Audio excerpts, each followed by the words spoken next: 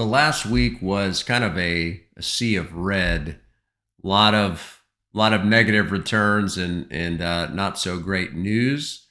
The Fed kind of losing steam and confidence on their projected rate cuts for this year.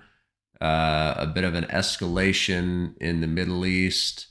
So had some not so great things happen last week, but we'll dive into that and give you all the details. So I'm Mike Mentor. This is your Market in Minutes report. And of course, we are looking back on last week, which is April 15th through the 19th.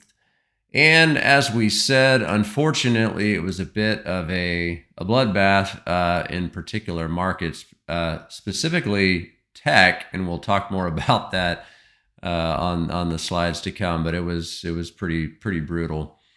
Get my laser pointer out here. So let's dive into the numbers here.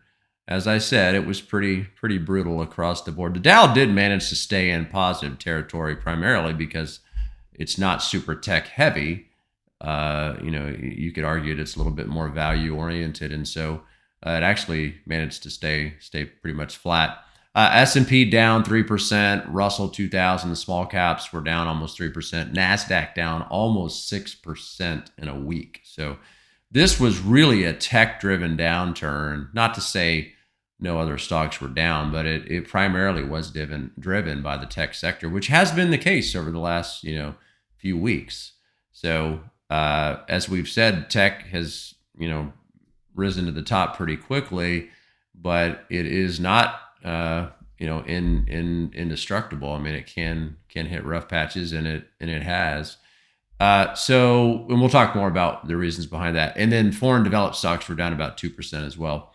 So let's take a look at the longer term numbers. So year to date performance, it's really diminished year to date performance. What has occurred over the last few weeks here. So we're still in positive territory for the Dow. We're still up almost 5% on the S&P. Russell 2000 small caps, we've talked about really struggling this year to find some guidance and direction on rates, and so they're still kind of floundering.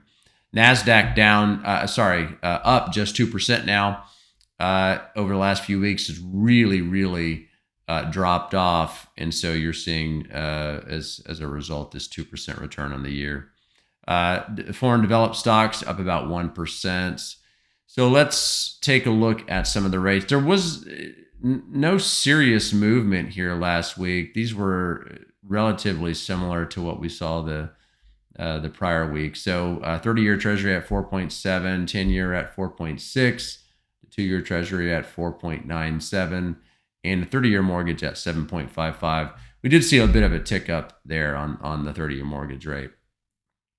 But very tough environment for tech stocks, as we will talk further about the Fed kind of losing steam and confidence based on kind of what they're seeing on the inflation front, which has a direct impact on tech stocks. I mean, it affects every company, but tech stocks are so capital intensive and so growth oriented. They need access to capital, and when it's more expensive, that in turn causes tech stocks to take a bit of a hit. It's more difficult for them to attain that capital at decent rates. And so the thought was that we were going to see these pretty dramatic rate cuts this year, and that kind of remains to be seen. So, and now the question is, will we see rate cuts at all? And so that's a bit of a debate right now. So stocks did retreat. Markets began the week rattled by further escalation in the Middle East over the weekend. So that's, if you guys turned on the news at all, you probably saw that. A bit of good news punctuated an otherwise sour Monday. A stronger than expected retail sales report showed consumers were spending despite rising inflation. On Tuesday, remarks from the Fed Chair Powell indicated a shift in thinking. This is what we were talking about, from being confident and not so confident about interest rate cuts in 24. He said rates might need to stay higher until the Fed meets their 2% inflation target. So still being very cautious with his comments as usual, but even more so, and we're starting to see a little bit of a pullback in the aggressiveness of those comments that we would probably see rate cuts this year.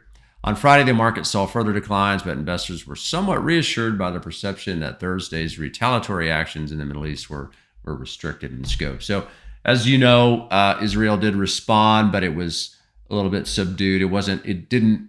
So far has not seemed to escalate to full scale war, which overall is obviously a positive thing for the world. Silver linings. So when stocks are in a downtrend, it's important to keep perspective and realize that markets do move in cycles. So even though it's not fun seeing these downturns, it's necessary, it's healthy, and it's just part of being an investor. So here are a couple bright spots from last week and perhaps some good news that may influence trading in the week ahead. So while Powell said last week that the Fed may keep rates higher for longer, he also said Fed does not intend to raise rates. So that's a good thing. That's the last thing we need right now is a rise in rates. So despite inflation concerns, individuals were in a spending mood in March. Retail sales increased 0.7% for the month, more than twice the consensus forecast. Earnings season picks up during the next 4 weeks, as we will see on the next few slides. It is in full swing for the week ending April 26. More than 800 companies will give updates on business conditions in the first quarter. So a lot on deck this week. Key economic data, and then we have our companies reporting earnings. So Tuesday is the PMI composite new home sales. Wednesday, petroleum status report, durable goods, service, survey of business uncertainty.